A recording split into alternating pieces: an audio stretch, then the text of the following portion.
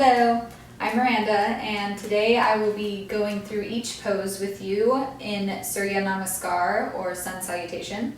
So we are going to be starting with Tadasana, and Tadasana is a real foundational pose. In order to do the pose, we're going to start with our feet. Our feet want to be symmetrical, and everyone's different. So some people like to have their feet together, but this can cause you to be a little less stable. For you to have more stability like this, you kind of have to push your thighs in towards one another, but this can cause some tension if you're having lower back pain, and you don't really want to do this if you're on your period, if you're pregnant, if you have some stomach pain and lower back pain. If that's the case, our feet are going to be hips width distance, and I just like to cue our second toe facing forward. We want to activate Pada Bandha, which in Sanskrit means foot lock, basically just feeling grounded through our feet. In order to feel that stability, we lift all 10 toes, spread them apart, and you can kind of feel that dome where your arch is. We're really pushing in and rooting through all 4 corners of our feet. So next are our knees, and our knees want to be forward. If they're not, I like to cue bringing your outer hips back, and that should help. And we want our femur to be in line with our knee, so what helps with femur and knee position is the engagement of the quadriceps. So lift all 10 toes, lift your knees up, and then your quadriceps should be engaged.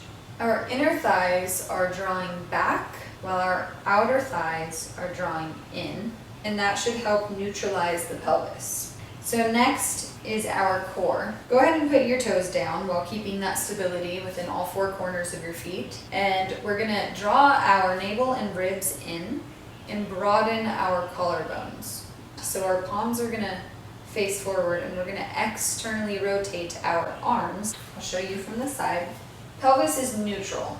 I don't have a posterior pelvic tilt, and I don't have an anterior pelvic tilt. So from Tadasana, keeping that strong foundation, arms are going to come out to come up, so we can keep that external rotation in the arms.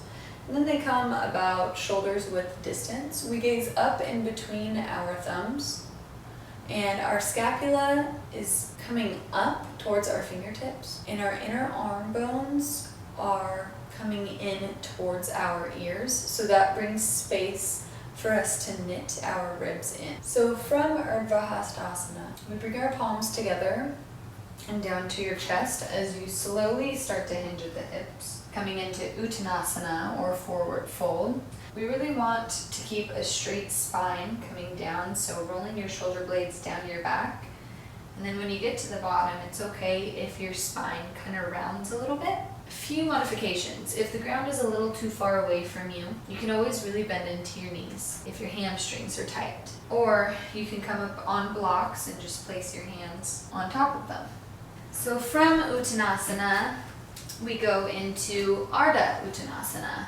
So halfway lift, we want to have a straight spine, so shoulders are rolled down your back while we gaze forward. Our palms are either above or below our knees, whatever helps you to have a flat back. We're keeping a micro bend into the knees, and we're keeping our ankles and hips in line. Otherwise, if we start to go back, it's too much weight on our heels. Ardha Uttanasana. So next is Anjaneyasana, or runner's lunge. The point of Anjaneyasana is to open up the front of the back leg, so the quadriceps, the hip flexor, and also to strengthen the hamstring and the outer hip of the front leg.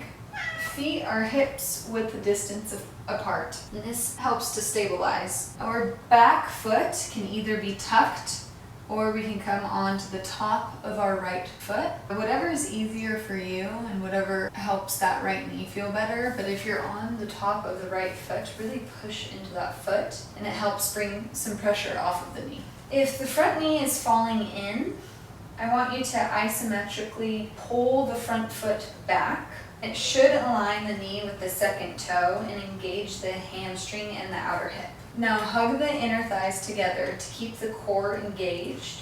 You see how I was just sinking into my hips there? That's a no-no. Bringing our inner thighs towards one another helps to lift us, and it helps to keep the core engaged. If we're sinking, this can easily overstretch our hip flexors. Now draw the navel in and drop the ribs in, but at the same time, broaden the collarbones and then lift your scapula towards your fingertips. So from Anjaneyasana, we're going to bring our hands down and frame our front foot. Tuck your right toes and step your left foot back to meet your right. And then from here, we can have middle fingers pointing forward for more of a traditional stance, or you can open up a bit and have your index pointing forward if you have tight shoulders. This really helps. Now grip the ground with your fingertips and really root down through your index fingers and knuckles. We are hugging the forearms in while we're spreading the shoulder blades wide. So we're protracting our shoulder blades. Then the balls of our feet are going to be right under our heels, and feet hips width distance is fine, but if we step our feet together, it's going to engage the legs a little more. You can draw your ribs and navel in, engage your thighs, and flex your butt. So from here, we're going to come into Ashtanga Pranam. In order to do so, we drop our knees, chin and chest to the mat. Our elbows are hugged into our torso, and our tailbone is up towards the sky. And our toes are tucked, pressing against the ground. You can either gaze down at your mat or maybe close your eyes.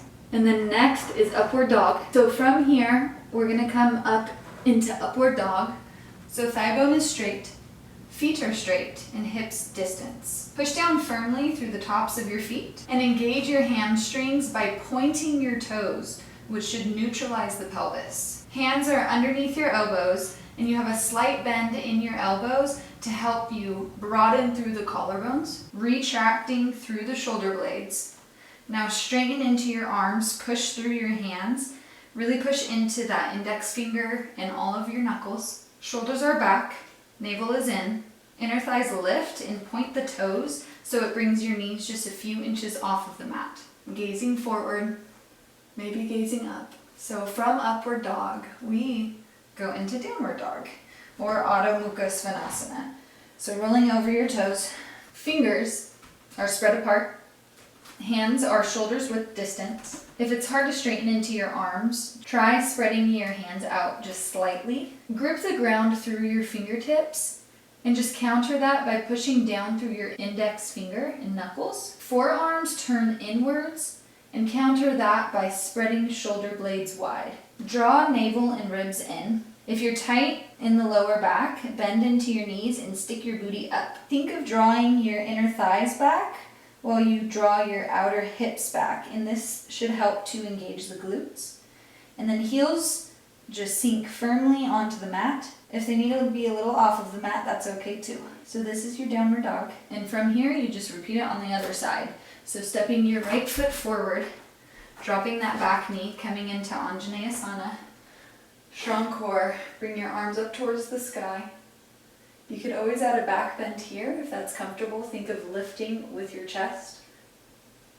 And then exhale, bring your hands to frame your front foot. Tuck your back toes, step them forward, coming into halfway lift. And then exhale, forward fold. And then inhale, coming all the way up, reaching your arms up, Urdhva Hastasana. And then exhale, Tadasana. Mountain pose. And that is your Surya Namaskar. Thank you so much for practicing with me.